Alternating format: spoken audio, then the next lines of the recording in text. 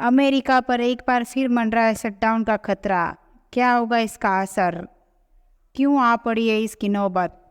आइए जानते हैं इस वीडियो के माध्यम से। अमेरिका में एक बार फिर शटडाउन की स्थिति पैदा हो गई। यदि शटडाउन हुआ तो स्थिति काफ़ी बिगड़ सकती है। हालांकि इस स्थिति से बचने के लिए 30 सितंबर तक का समय है। यदि 1 अक्टूबर से पहले फैसला नहीं लिया गया तो शटडाउन लग जाएगा। इससे पहले भी कई बार शटडाउन हुआ है, जिसमें डोनाल्ड ट्रंप के काल में सबसे लंबा 35 दिन का शटडाउन रहा था। संघीय सरकार एक शटडाउन की ओर बढ़ रही है। इसके कारण कई तरह की परेशानियां हो सकती है। जानकारी के मुताबिक इस शटडाउन की वजह से कई सेवाएं बाधित होगी, श्रमिकों को परेशानी का सामना करना पड़ेगा और साथ ही सदन में उथल पुथल मच जाएगी। हालांकि इसके बावजूद कुछ सरकारी संस्थाओं को छूट दी जाएगी, जैसे कि सामाजिक सुरक्षा जांच अभी भी जारी रहेगी, लेकिन अन्य कार्यों में गंभीर रूप से कटौती की जाएगी।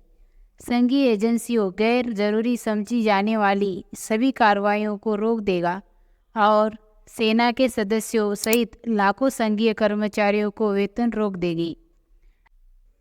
ऐसे में बहुत से लोगों के मन में सवाल आ रहा होगा कि आखिर सरकारी शटडाउन क्या है और इसका प्रभाव कैसे व किस प्रकार पड़ेगा।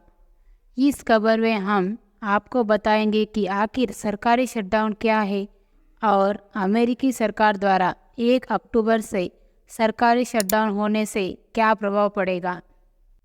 क्या है सरकारी शटडाउन? आइए जानते हैं इस शटडाउन के बारे में।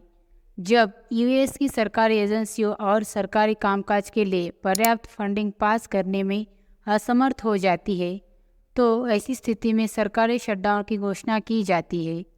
जब कोई फंडिंग कानून नहीं बनाया जाता है, तो संघीय एजेंसियों को सभी गैर जरूरी काम बंद करने पड़ते हैं और जब तक शटडाउन रहेगा, तब तक कर्मचारियों को वेतन चेक नहीं भेजा जाता है। हालांकि हवाई यातायात नियंत्रकों और कानून प्रवर्तन अधिकारियों जैसे आवश्यक समझे जाने वाले कर्मचारियों को अपने काम पर रिपोर्ट करना होता है, लेकिन अन्य लोगों को छुट्टी दी जाती है। 2019 के कानून के तहत फंडिंग गतिरोध दूर होने के बाद कर्मचारियों को पिछला वेतन मिल जाता है। कब शुरू होगा शटडाउन? सरकारी फंडिंग संघीय वित्तीय वर्ष की शुरुआत यानी 1 अक्टूबर को समाप्त हो रही है। यदि कांग्रेस उस समय तक फंडिंग योजना को पारित करने में सक्षम नहीं होती है, जिस पर राष्ट्रपति हस्ताक्षर करते हैं, तो हालांकि इस बात का अनुमान लगाना संभव नहीं होगा कि यह शटडाउन कितने समय तक चलेगा। कैसे और किस पर पड़ता है शटडाउन का प्रभाव? जब सरकार बंद हो जाती है तो लाखों संघीय कर्मचारियों को वित्तीय संकट से जूझना पड़ सकता है। दरअसल देश भर में लगभग 2 मिलियन सैन्य कर्मियों और 2 मिलियन से अधिक नागरिक कर्मचारी शामिल हैं, जिन्हें वेतन मिलने में देरी होगी। इसके अलावा लगभग 60% संघीय रक्षा कर्मचारी रक्षा, वयोवृद्ध मामलों और होमलैंड सुरक्षा विभागों में भी तैनात है, जिन पर शटडाउन का असर देखने को मिलेगा। मालूम हो कि संघीय कर्मचारी सभी 50 राज्यों में तैनात हैं और करदाताओं के साथ सीधा संपर्क रखते हैं। इनमें हवाई अड्डों पर सुरक्षा का संचालन करने वाले परिवहन सुरक्षा प्रशासन एजेंटों से लेकर डाक वितरित करने वाले डाक सेवा कर्मी तक शामिल है। दरअसल शटडाउन के दौरान कुछ संघीय कार्यालयों को भी बंद करना पड़ेगा या कुछ घंटों की कटौती का सामना करना पड़ेगा। संघीय कर्मचारी के अलावा शटडाउन का सरकारी सेवाओं पर काफ़ी गहरा प्रभाव पड़ सकता है।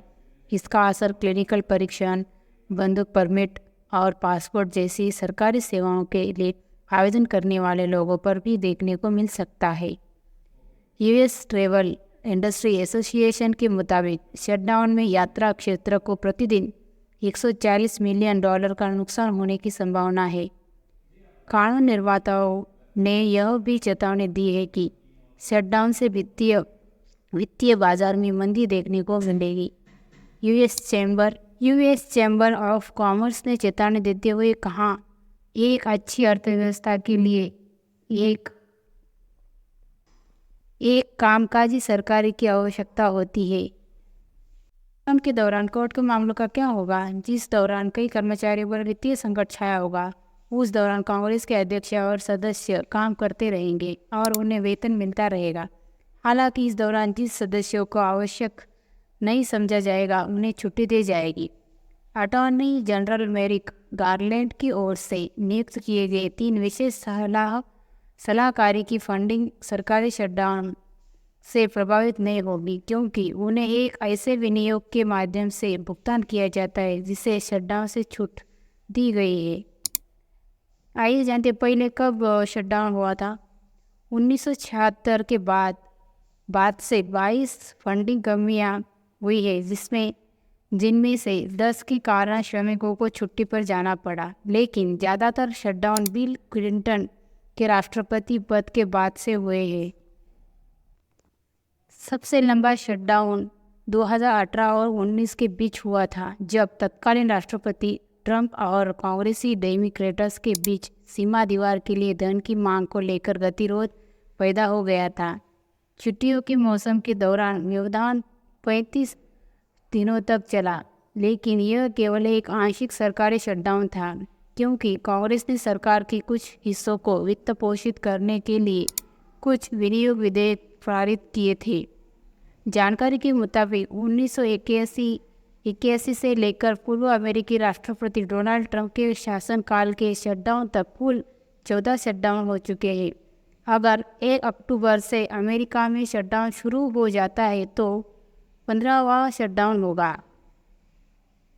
शटडाउन की स्थिति कैसे खत्म होती है? सरकार को फंड देना कांग्रेस की जिम्मेदारी है। सदन और सीनेट को किसी तरह से सरकार को वित्त पोषित करने के लिए सहमत होना होगा और राष्ट्रपति को कानून पर हस्ताक्षर करना होगा।